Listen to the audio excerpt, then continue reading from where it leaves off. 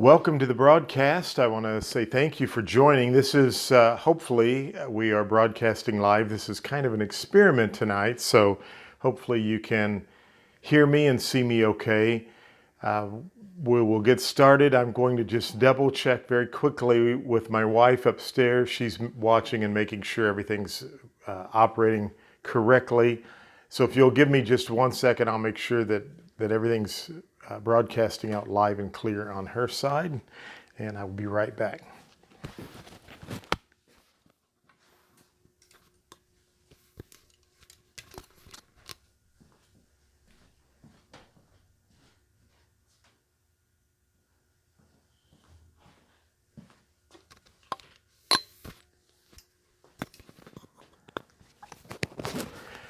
Okay, great. So my wife says everything's up and running and we're rolling good. So I'm going to just move my table here just a little bit over, and we will get started. So we're going to go over some math problems tonight.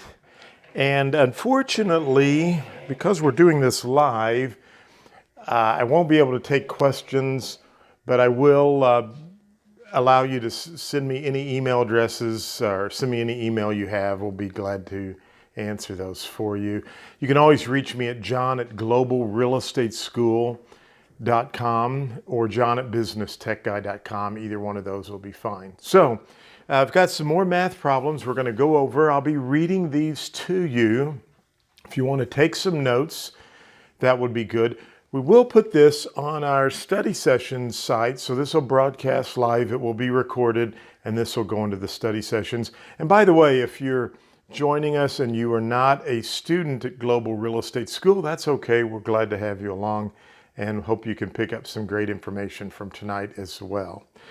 So the first question I want to read you talks about a seller. So I'm going to just read this to you. If you'll kind of follow along with me here, then we'll go through the steps on the board. So a seller lists a property with a broker on April 1st for $189,000. So a seller lists a property with a broker on April 1st for $189,000. On July 15th, the property sells for $187,000, actually $187,500. So we've got a seller list their home on April 1st for $189,000. On July 15th, the property actually sells for $187,500. The seller's loan balance is $17,652 and is assumable with an interest rate of 4.75%.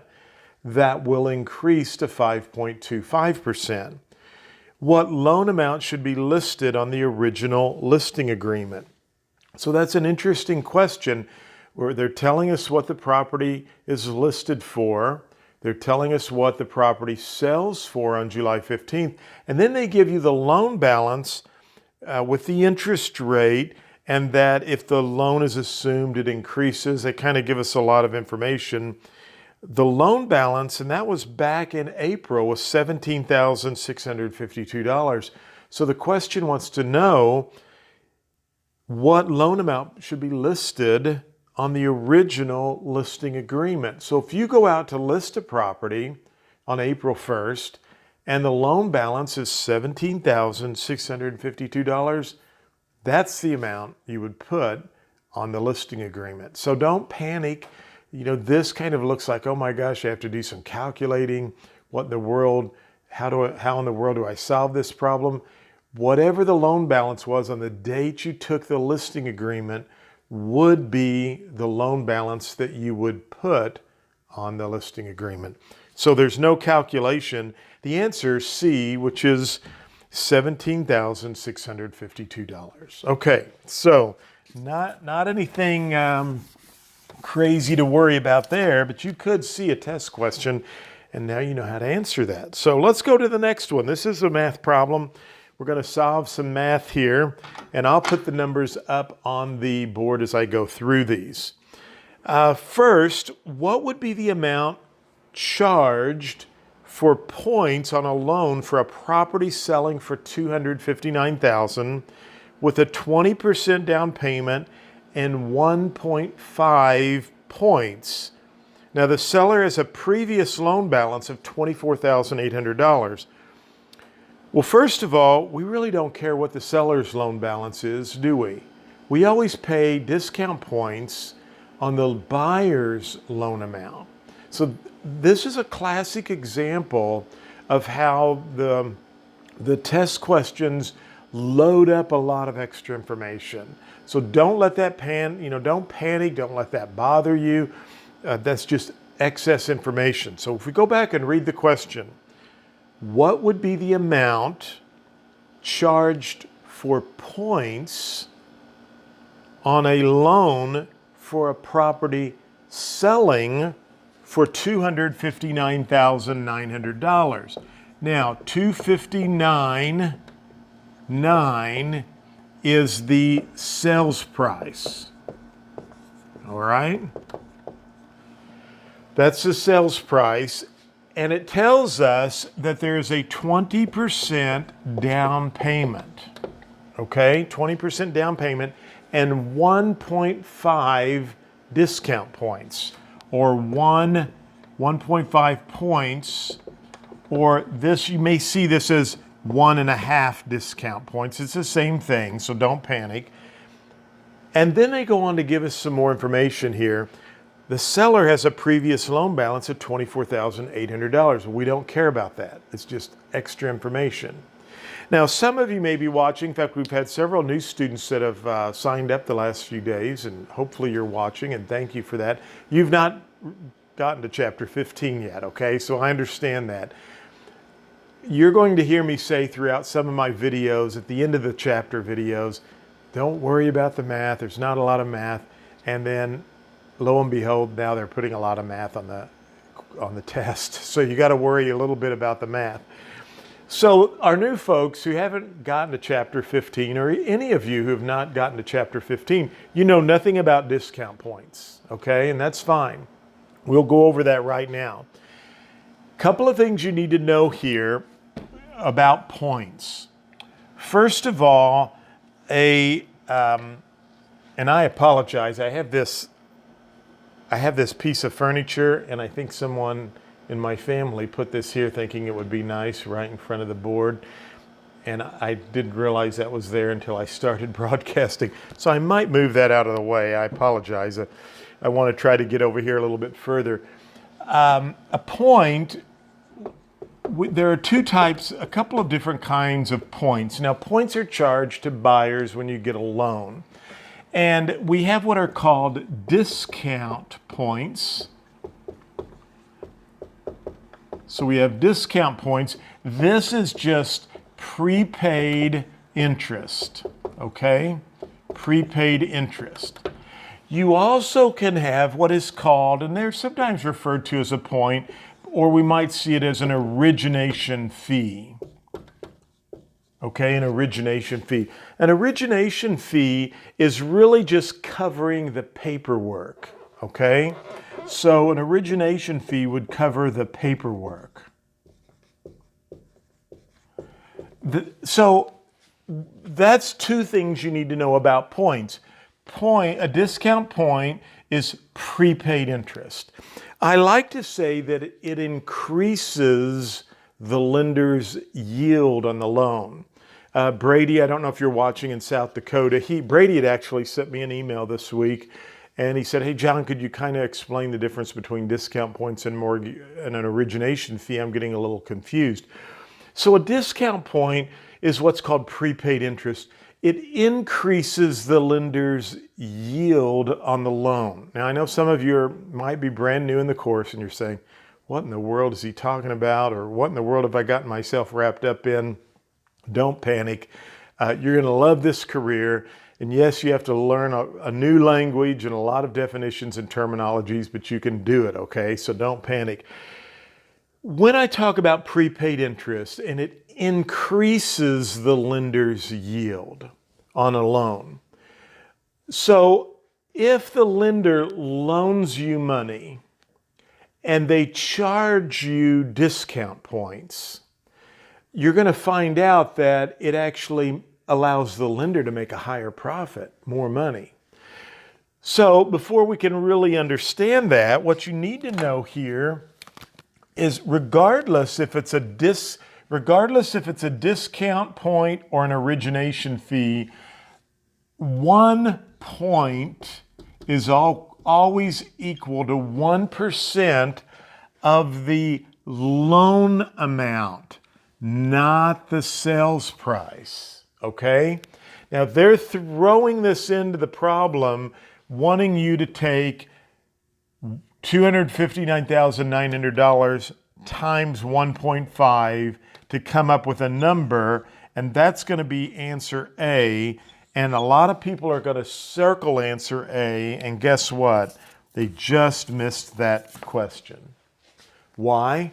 Because we always figure discount points on the loan amount. So 1 point equals 1% of the loan amount. So let's go back to this. How does a discount point increase the lender's yield on the loan? Okay? Let's just say that I'm a lender and I loan you $100,000. Okay? So here's a loan for $100,000. Now I'm going to charge you 1 discount point in this example. A discount point, 1 point is equal to 1% of the loan amount. I just loaned you $100,000. You're going to give me back how much money? 1% of $100,000. So you're going to give me back $1,000, right? That would take $100,000 bills to equal $100,000. So I give you $100,000 for a loan. You give me back $1,000. So how much out of pocket am I really out as a lender? $99,000. But you are paying me back based on a $100,000 loan. So what happens to my profitability or my yield on the loan? It increases because I'm really getting a payment back based on $100,000, but I really am only out of pocket $99,000. That's why we call it prepaid interest, and I use the term, it increases the lender's yield, Y-I-E-L-D, I think it is, yield. It's in your notes. I've always been a creative speller, so, and especially when I'm looking at a camera and all of a sudden my mind goes blank a little bit, but it increases the lender's yield. They use that terminology on the exam, so that's why I'm using that. But just think in terms that the lender's making a higher profit off the loan. They give you $100,000, you give them $1,000 back, so now they're only out of pocket $99,000, but they make you pay them back as if it was a $100,000 loan. So it increases their yield. It's prepaid interest, and 1 point equals 1% of the loan amount. Don't forget that. Now, an origination fee really just covers the paperwork, okay? And sometimes lenders may charge a 1 point for an origination fee. Now, as you get into Chapter 15, and we talk about RESPA and truth in lending and all of that, that's why we have these laws and the new Dodd-Frank, because people don't understand, and sometimes lenders can charge 3 points and 2 origination fees, but you might be able to go across town and get a better interest rate with lower points or no points at all and do a better job somewhere else. So that's why all of RESPA is there to inform consumers so they can make better choices. And you, as a buyer's agent, when you get into chapters 10 and 11, we talk about agency and listing agreements and buyer agreement contracts. You have a fiduciary obligation to help your client get the best deal they can. So hopefully you understand about points and origination fees. Always remember 1 point equals 1% of the loan amount, and same thing with mortgage origination fees, okay? Prepaid interest, discount points, paperwork, origination fees. So now we're about ready to solve our problem here. So remember, we have to figure the discount points on the loan amount. So $259,900. We're going to work a T problem here. And we know that I teach the T problem, part, total, percent. And we have math symbols that we put on our T problem. In this case, we know what the percentage is, don't we? It's 20. And I always tell you to move your decimal place over 2 places, so it's 0.20. It's just easier to solve the problems this way. So now we're down to this question. What is this 259? Does it go up here on top, or does it go on bottom? Well, what are we really trying to solve for? We're trying to solve for the down payment, correct? Now, there's 2 ways we could do this. We could take, we could take the 259.9, and the total is always, I always tell you, it's the bigger number. This is always going to be the smaller number on top. So we know that 259.9 comes down here on the bottom. And if we multiply this times 0.20, we're going to get the down payment amount, okay? Now, one thing that you can do, and it's a shortcut here, is, and this is what I would do, if they're going to put 20% down, we know that 100% minus 20% down payment equals 80%. So I think I'm going to just put 80% here and move my decimal over 2 places. And now it's 259.9. And when we have the 2 bottom numbers, remember on the T problem, we're always going to have 2 numbers. We're solving for the smaller number, the loan amount. So 259.9 times 0.80 will give us $207,920. Now this is the loan amount. That's the loan. We are now ready to solve the problem because the lender's charging 1.5 discount points, and we always work on the loan amount for the discount points. So it's just another T problem, and because I don't have a lot of room here, I'm just going to mark that through. We're going to now move this here. It's going to be the smaller number, 207,920, times, and this time it's going to be 1.5, or when we move the decimal over, it's 0.015. We're still multiplying. And when we multiply that out, we get $3,118.80. Okay? Now, a couple of things I want you to know, and I have to do this. So if some of you were just sitting there and you're like, man, I knew how to do that problem. Why did he take so long to run through all of that? Well, first of all, there are students in the class, and I want you to know this, and I've taught pre-licensed real estate school for a long time. There are some students in the class that need me to go at a slower speed, okay? So I'm doing that just to make sure everybody's on board. Secondly, I'm trying to cover a lot of additional information that you will see on the real estate exam, such as discount points and mortgage origination fees, and what do they mean and what do they charge. And I guarantee you there are some students who will miss this and they figure the points on the sales price. They just always do. This is a softball. This is a free question. There's 100 questions on the national side, and let me tell you what, 28 of those questions are what they call they're challenging questions, and then there's like another 15 or 20 that are even a little bit more difficult than that, and then the rest of them are going to be pretty easy. Well, you can only miss 30 questions on the national side, and I'm telling you what, you do not need to miss a question like this. So hopefully you watched how I did that. Some of you who are new, do not panic. I have some math videos you'll be watching where I talk about how we work the T problem, and hopefully this kind of made sense for you. The other thing I want to caution you about is this.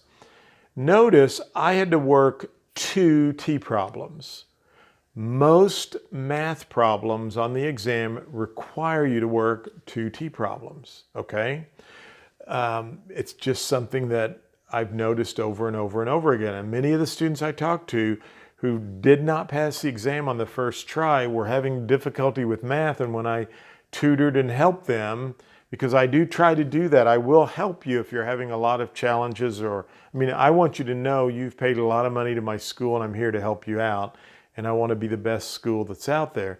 So when I help some of these students out, they'll tell me, they'll say, John, I don't think I'm working these problems 2 or 3 deep, and I'm just doing 1 T problem and I'm seeing the answer and I'm taking that. Well, if you took 259.9 times 1 times 0.015 and find an answer, guess what? They'll have one of those choices. And if you take that, it's wrong, because you always figure discount points on the loan amount. Okay, so let's go on to the next one. And I'll erase the board here. This is kind of cool because for many years I taught real estate school at the junior college, and then I had my own schoolroom at my real estate office. And so for many years, I would be up there from 6 till 10 o'clock at night studying, going over things. So it's pretty cool that we can do this right here. And I'm downstairs in my studio, and hopefully we're still broadcasting and you're still watching. So, okay, I'm gonna move one quick thing out of my way while we're getting ready to go over this, just because it will help me out.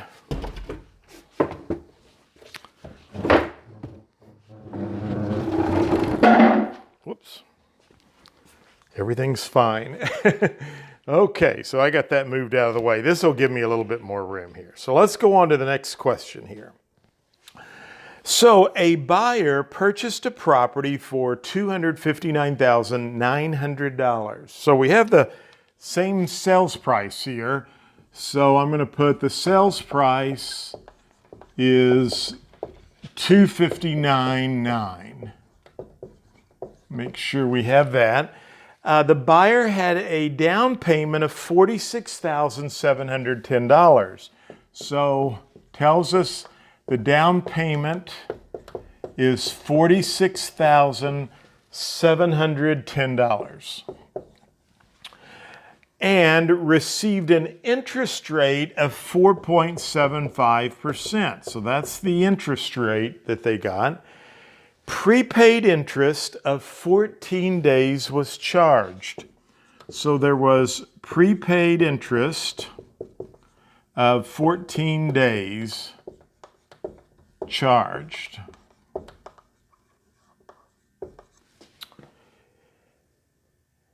Additional closing cost totaled $1,000. So I'm going to put this here. Additional closing cost totaled $1,275.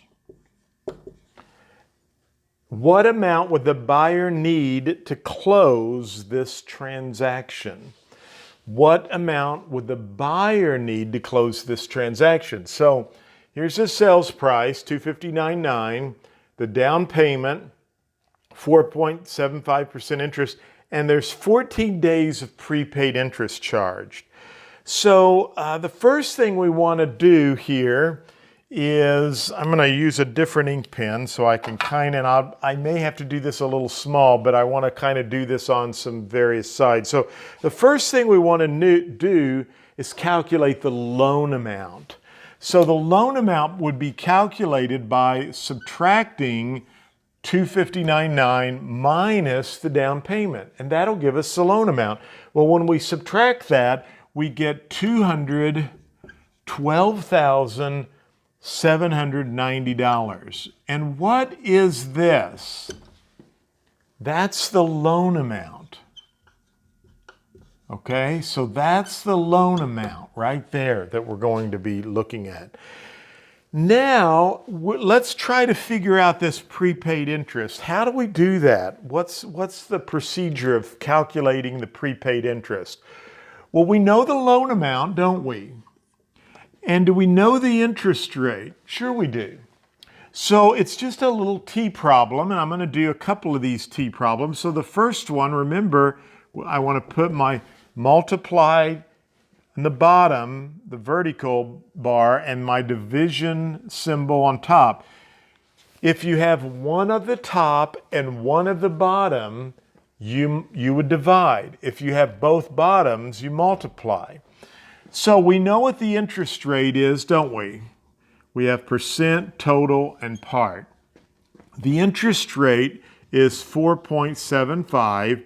If we move our decimal place over 2 places, that makes this 0.0475. Now, what are we going to do with this loan amount? Does it go on the bottom or the top? The bottom is always the bigger number, total. Part is always the smaller number. Don't forget that.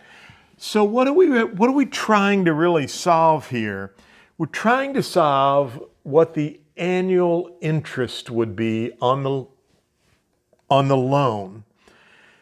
Well, annual interest naturally would be smaller than the loan amount. So this number here is going to go down here on the bottom. So it's $212,790. And what does our math symbol tell us to do? It tells us to multiply. So $212,790, the loan amount, times the interest rate, 0.0475, will give us what is termed annual interest. And when we multiply that, I get annual interest of $10,107.53. Now, that is 360 days worth of interest, right? It's annual interest. That's what that is. We just need to find out what 14 days are. So wouldn't it make sense if we just took this $10,107.53 annual interest, or 360 days of interest, and just divide it by 360? And when we do that, we get $28.08 per diem, or per day. That's the daily interest, $28.08. Now, all we have to do is take 14 times the daily interest of $28.08, and that will give us $393.12. This is going to be the prepaid interest. So that equals our prepaid interest. Okay, you're going to have to know how to do that for the test. And just to recap, this is a sales price. We subtract our down payment. That gives us the loan amount. And whenever we have the loan amount, if you take your loan amount times your interest rate, you'll always get your annual interest.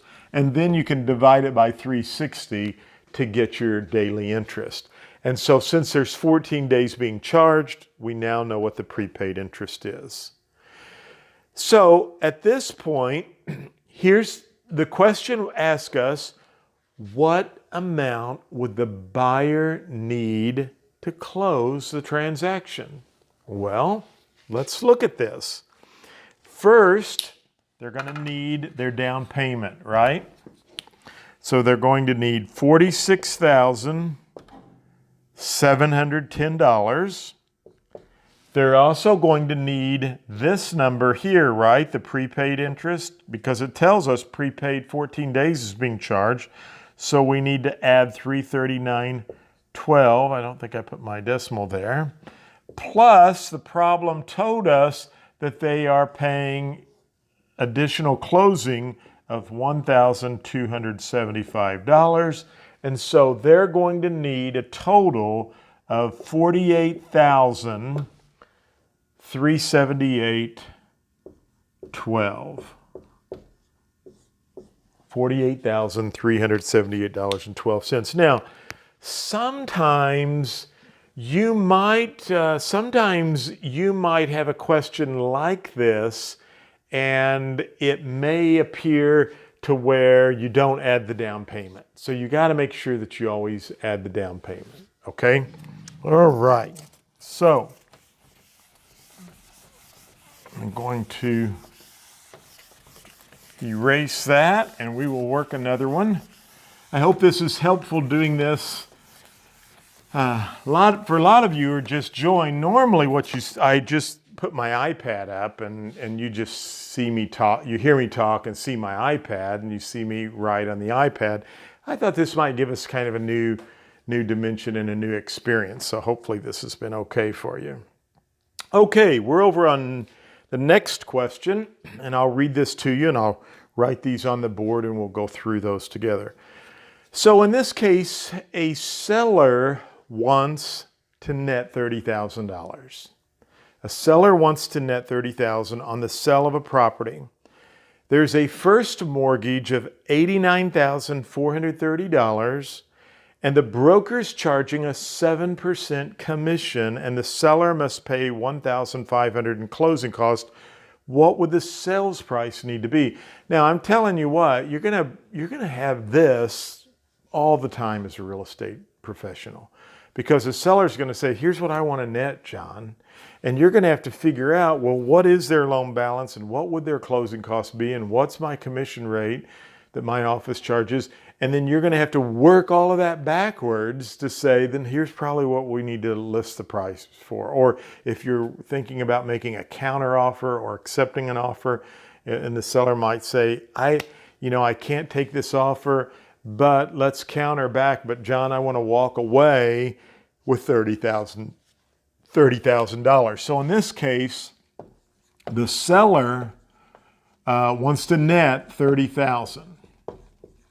Okay, that's what at the closing table, when we say net, that's what the seller wants to walk away with. It's $30,000. Now, we've got some things in this problem that we know about.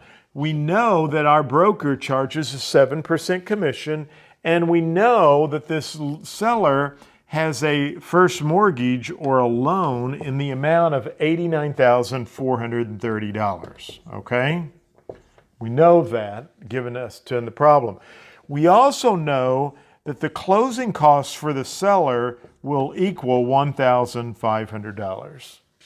So what will the sales price need to be in order to make the seller net $30,000? Well, the first thing we need to do is this. We want to take the $30,000 and we want to add the loan amount to it, okay? So $30,000 plus $89,430 equals a number, but we need to also do what? We need to add the closing costs. So let's just go ahead and add that. And that will give us $120,930. Hopefully you can see that over there. $120,930. So we pretty much check these off. We just now need to deal with this commission rate, don't we? Now, when we work the T problem here, I'm going to put my T problem here. We know this is part, smaller number. We know that's total. We know that's percent. This is the only time that we have to make an adjustment to the T problem, is on seller net. Well, there's a There's one other time with the gross rent multiplier that the T problem gets switched, but this is the only time, with the exception of the gross rent multiplier that we'll talk about, that we make an adjustment right down here. And here's how we make the adjustment. We're trying to find out what the sales price is. Would the sales price be higher or lower than this number? Because remember, the smaller number always goes on top, the bigger number goes on the bottom. The sales prices must be higher than this because this is a number before we ever put our commission on it. So we know that number has to be the smaller number. So this number right here goes right on top, 129.30, okay? So we're solving for the bigger number or the sales price. That's what we're solving for. So our math, we know we're going to have to divide. Now, it's 7% commission. So do we move that over and put 0.07? And the answer is no. Okay? This is the only time we have to change this. Because $120,930, we're trying to figure out what should the sales price be. This number is 93% of the bigger number. So on seller nets, we always take 100% and we subtract our commission rate, in this case 7%, which gives us 93%. And when we move the decimal over, it's 0.93. And so we put 120,930 in our calculator, hit the divide button, or press the divide button, don't hit it. You might tear your calculator up and then you be shot for the test, right? Press the divide button, then press 0.93 and equal, and you will get the answer, which is $130,032.26. Now don't worry, they usually don't throw numbers in that get you within.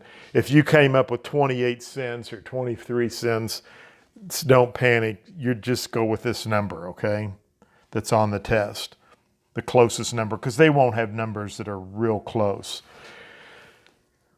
So hopefully you understand that. On a seller net, we always have to take 100%, subtract the commission rate, and then you get 93. And now we can work the math, divide it, and get the answer. Now, I don't want to confuse you, but I do want to, math, we want to get through the math. And rather than you guessing, you could take each choice, multiply it times 7% to get the commission rate. Subtract that, subtract the closing costs, subtract the loan amount, and one of those answers is going to hit 30,000. And that's what I call going in the back door. Sometimes it's easier to go in the back door for some people than it is. They just, sometimes, and I get it, sometimes I look at a math problem and I'm like, I don't even know where to start. And on test anxiety and on test day, that could happen. But for some reason, you might look at the problem, and sometimes I do, and I say, I think if I take each one of these answers and I start working it backwards, I ought to be able to come up with this number. And so don't be afraid if you have to go through the back door, is what I call it, by plugging the numbers in until you can make it work. But if we do enough of these, and I've got quite a few of these in, I think, just remember, take the net the seller wants to make, add the loan amount, add the closing cost, you get a number, divide that by 0.93 or 0.94, and you'll solve the answer. Now again, not to throw a curveball at you, but I'm just wanting you to be prepared for any type of situation. What if they said the seller was going to get a refund of an insurance premium of $1,500? Well, notice we added the loan amount and the closing cost. So if the seller was getting a refund, we would just subtract that refund. So we would have added the loan amount, added the closing cost, subtracted the refund, and that would have given us this number, and that goes on top, okay? So good job. Let's work another one. I'm going to look down here at the time. I sure hope that I'm still broadcasting live and clear, because if I've been talking for 45 minutes and nobody's been able to watch, I'll be pretty discouraged, but hopefully it's working. Send me an email and let me know what you thought, if this was okay or not. Hey, and I want to have a little fun, so it's almost 9 o'clock for us, so we got to have, and we're doing real estate math on a Thursday night. We got to have some fun, right? So, okay, the next question. Closing preparation fees in the amount of $450 were split between the buyer and the seller. The seller agreed to pay $150. How would this appear on the closing statement?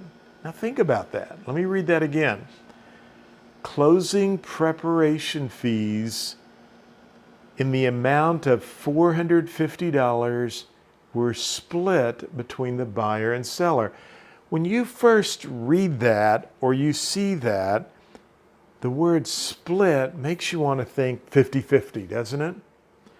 But the next sentence says, the seller agreed to pay $150. How much would this appear, or how would this appear on the closing statement? So the first choice is debit the seller $150.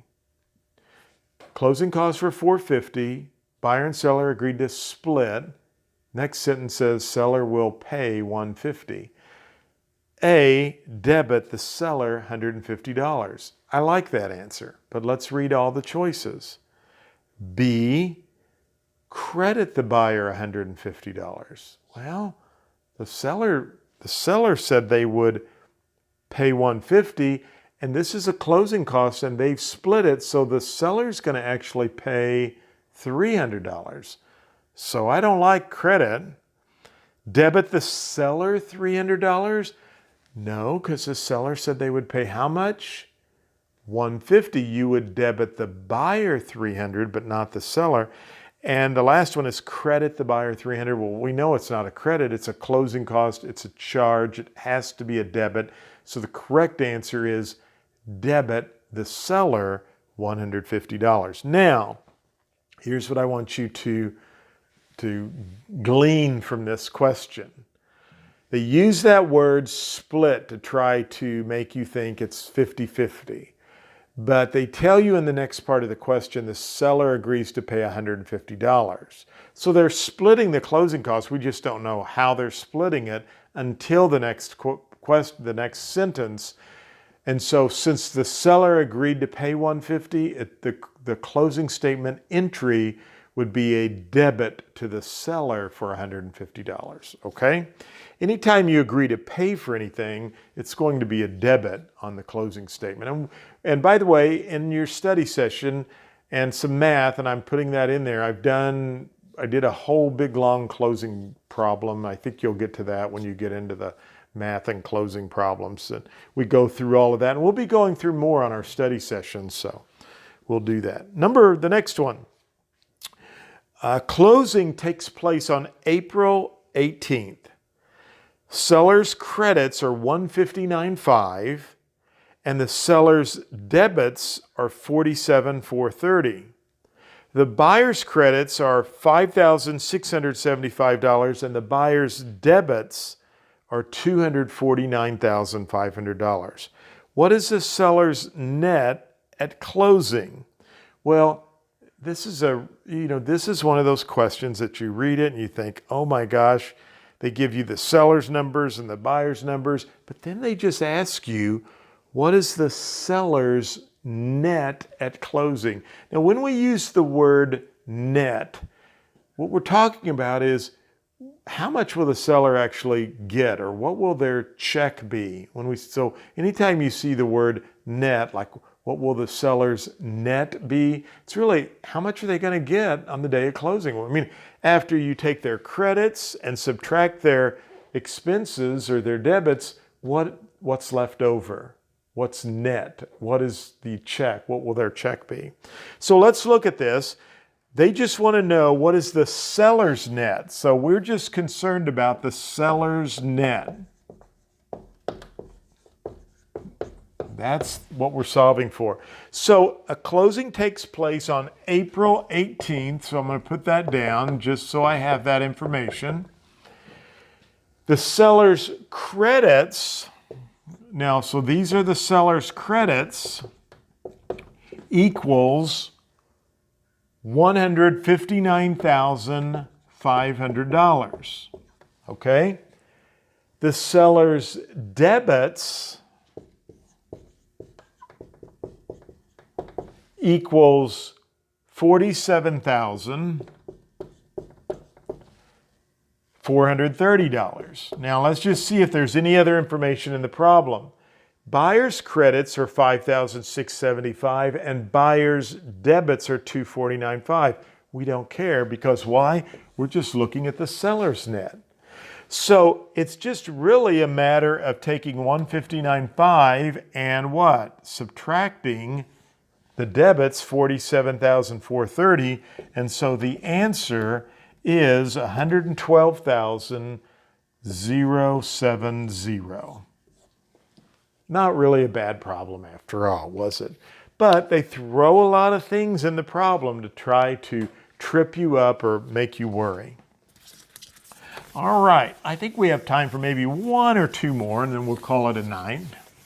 And I'll be able to find out just if this worked or not. So probably one more question. This looks like a longer one here, but we'll go through this. So a closing takes place on the 15th of the month. 15th of the month. The seller's loan balance, so I'm going to put 15th for the closing. And the seller's loan balance is equal to $23,640. Okay? With an interest rate of 6%. So that's our interest rate. Equals the interest rate. Which is being charged through the end of the month. Okay? Being charged through the end of the month. Additionally, the seller owes closing costs. So these are closing costs for the seller. And those would be $275. And they also are going to pay $675 for a septic inspection. What is the total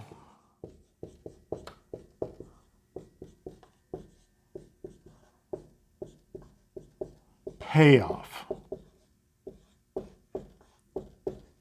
So what is the total payoff? Well, guess what? Again, classic exam question. We don't really care about any of this information right here, because we're just looking at the total payoff. We do need to know what the interest rate is, and we do need to know the loan balance, and we do need this information about the seller is paying interest through the end of the month. Remember that? So let's solve this. I'm going to just erase this part right here. We're looking for the total payoff. And the first T we're going to do is to figure out what the annual interest is, right? We've already done this. So total part percent. Do we know the percent? Yes, it's 6%. And when John says always move your decimal over two places, so that's going to be 0.06. So we're solving for the annual interest. It's going to be the smaller number, right? So we're solving for this number right here. So where does the loan balance go? $23,640 $640. And what does our math tell us to do? Multiply. So 23,640 times 0.06 will give us annual interest, or 360 days worth of interest, which is $1,418.40. Remember, this is annual interest or 360 days of interest. Okay, that's a full year's worth of interest. So why don't we do this? The seller's being charged for the entire month of interest, right? Being charged through the end of the month. So really all we need to do, we could divide this by 360 and multiply it times 30, but let's just divide it by 12 months, right? And when we do that, we get $118.20. That's 1 month of interest. $118.20. Now, the question says, what is the total payoff to the lender? Well, they have the loan amount, right? $23,640, and interest is being charged to the end of the month, and I'm going to talk about that here in a second.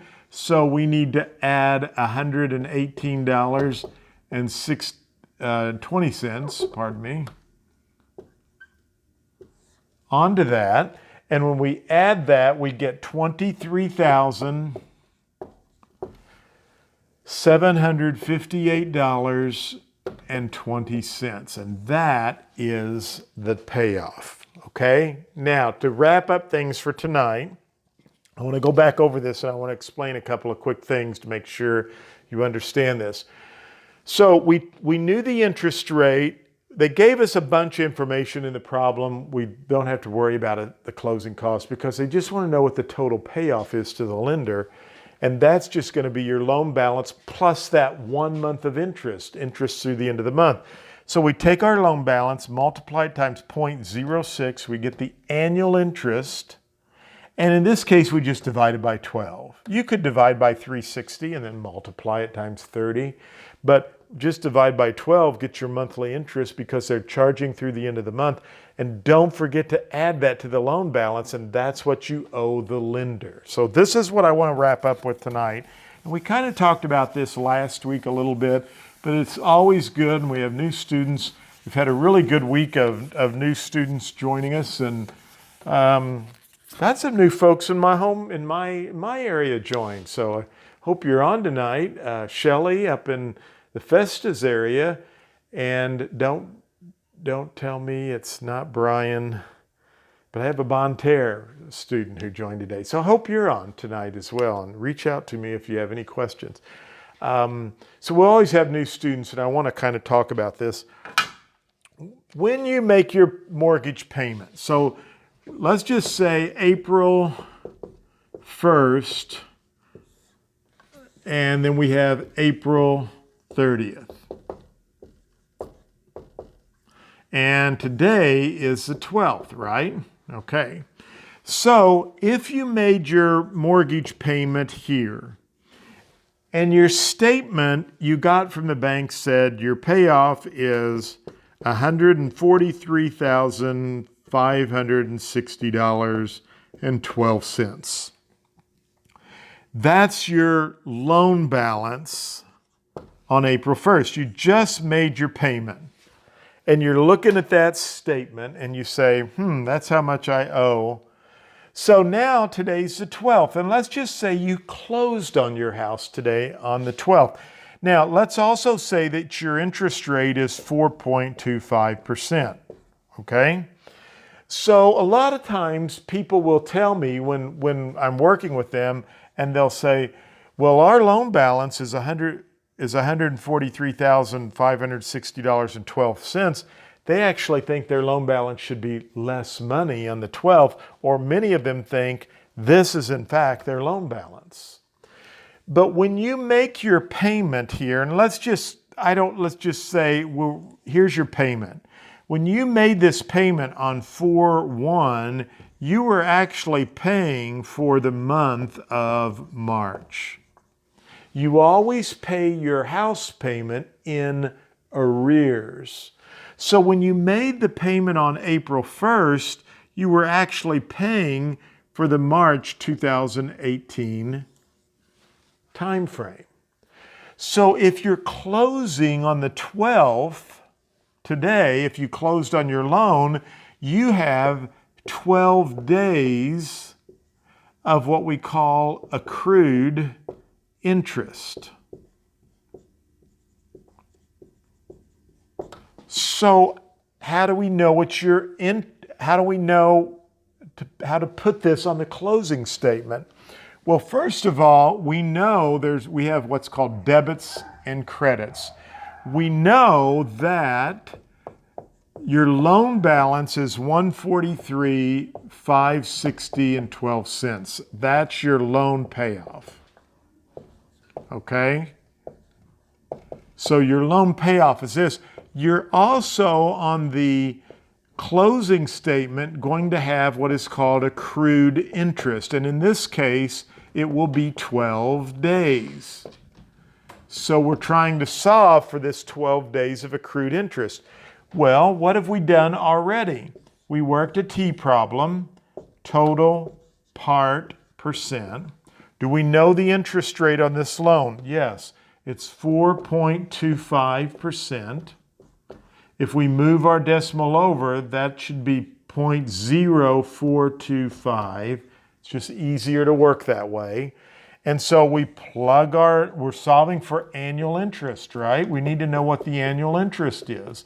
So we plug the loan amount down here, which is $143,560.12. Now, when we multiply this by 0.0425, we will get annual interest. And when we divide this by 360, we get the daily interest, don't we? And now we just take the daily amount and we multiply it times 12 days. And that will give us this number right here. See that? Sometimes they may say the interest is charged through the end of the month, like we did on the last question. Normally, you won't see that, but they will give you enough information in the problem that you're going to have to take the loan payoff, and you're also going to have to say, well, the loan balance on April 1st was this much, and we're closing on the 12th, and I know what the interest rate is, so I've got to figure up that accrued interest or 12 days worth of interest, and it's just the loan balance times the interest rate gives you your annual interest or 360 days worth of interest.